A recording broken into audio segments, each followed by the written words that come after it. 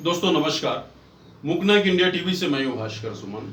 दोस्तों विगत 2024 के लोकसभा इलेक्शन में दलित समाज के जितनी भी पार्टियां हैं उन्होंने अपने अपने कैंडिडेट खड़े किए थे और देश भर में खड़े किए थे।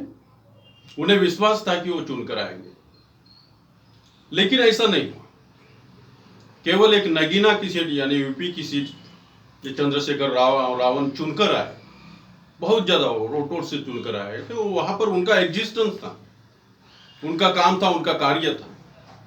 लेकिन इधर महाराष्ट्र की बात करें, पंजाब की बात करें, यूपी की बात करें, और भी यूपी में बहुजन समाज पार्टी है, उसके भी एक भी कैंडिडेट चुनकर। ऐसा क्यों हो रहा है?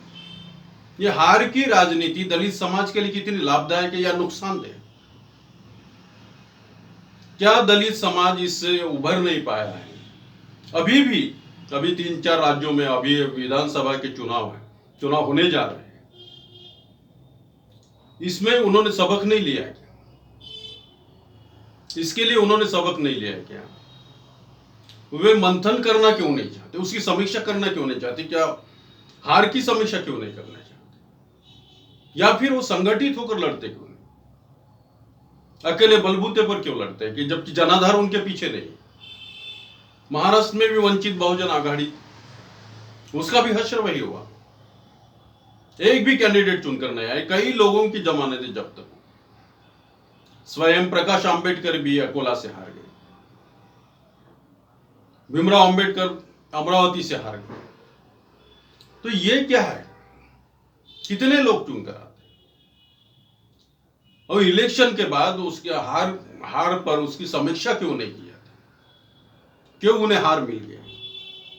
क्या वो एक गठबंधन नहीं कर सकते? एक संगठन बनाकर नहीं लड़ सकते क्या? ये हार की राजनीति दलित समाज के लिए कितनी लाभदायक है, कितनी नुकसानदेह?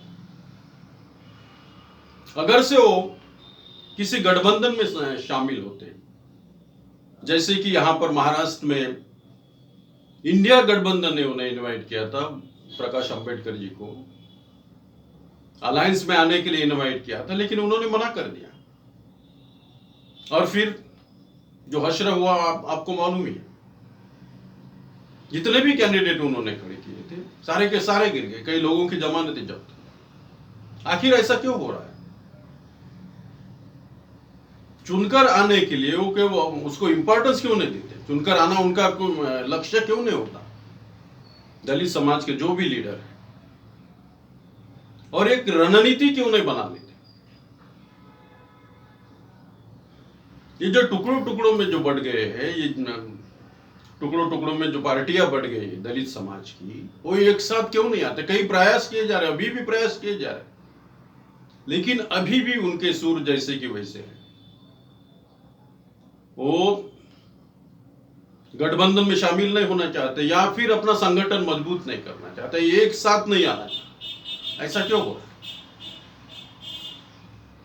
क्या इसके पीछे भी कोई एक राजनीतिक साजिश है? या फिर वो चुनकर नहीं आना चाहते या जीतकर नहीं आना चाहते? और बगैर जीते आप संसद में या किसी भी स्टेट में या केंद्र सरकार में आप दलित पीड़ित शोषित समाज की समस्याओं को उजागर नहीं कर सकते। आपके हाथ में अधिकार जब तक नहीं आते तब तक आप इस समाज के लिए लड़ नहीं सकते, उसके उत्थान के लिए लड़ नहीं सकते। समाज का उत्थान ही आपका लक्ष्य होना चाहिए, और उसके लिए आपको एक तो एक ही गठबंधन होना चाहिए, एक ही पार्टी होना चाहिए, या फिर ऐसे गठबंधन में शामिल हो जाइए जहां पर आपको ये लगता है कि आप चुनकर आ सकते हैं। कई सीटें चुनकर आ सकती थी उनकी, वंचित बहुजन आघाड़ी की। अगर से वो इंडिया अलायंस में जाते हैं तो कम से कम 5-10 सीटें तो चुनकर ही आते थे। उधर यूपी में भी बहुजन समाज पार्टी ने वही किया जो यहाँ पर वंचित बहुजन आघाड़ी ने किया था। उन्हें भी इनवाइट किया गया था इंडियन अलायंस में आने के लिए, लेकिन उन्होंने भी, मायावती ने भी मना कर दिया। और आखिर उसका जो हश्र हुआ एक भी कैंडिडेट चुनकर नहीं है। तो ये जो राजनीति है दलित समाज की, वो कहां तक ले जाएगी?